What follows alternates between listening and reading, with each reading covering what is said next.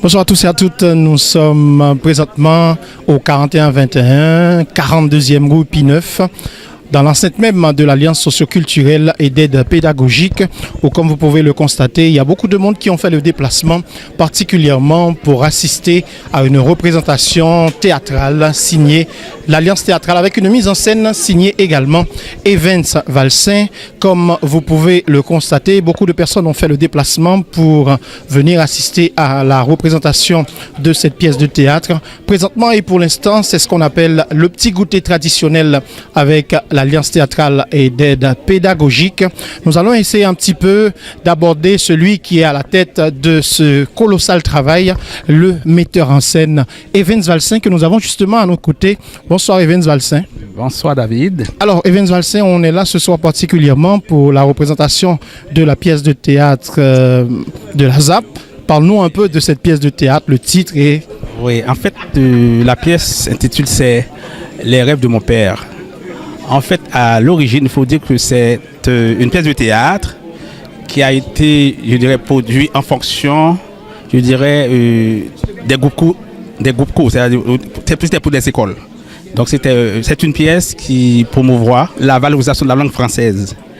Et puis, bon, la pièce finalement, ça aborde quoi vraiment? C'est vraiment le processus d'intégration je dirais, des migrants.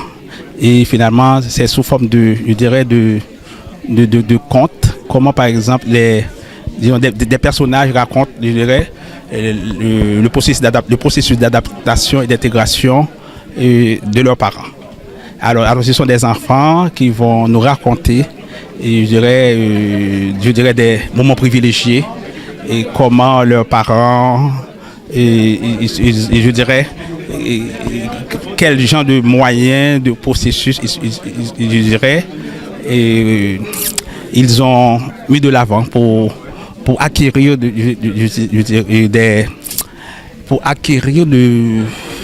en tout cas des compétences au niveau de la langue française, et en même temps pour, je dirais, promouvoir les valeurs de la langue française aussi à leurs enfants.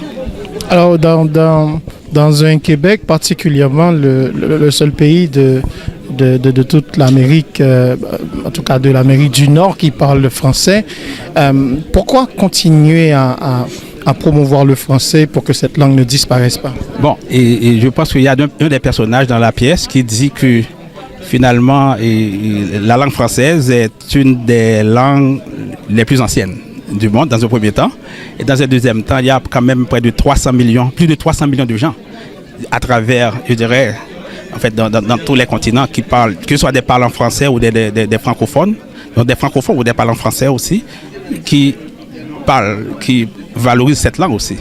Donc on pense que c'est très important quand même, c'est que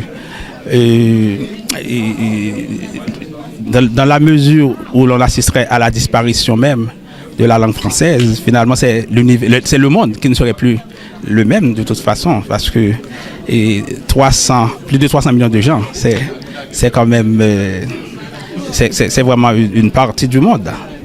Dans le cadre de la diversité, dernière petite question, la pièce met très certainement en scène des artistes de la diversité, c'est ça? Oui, tout à fait.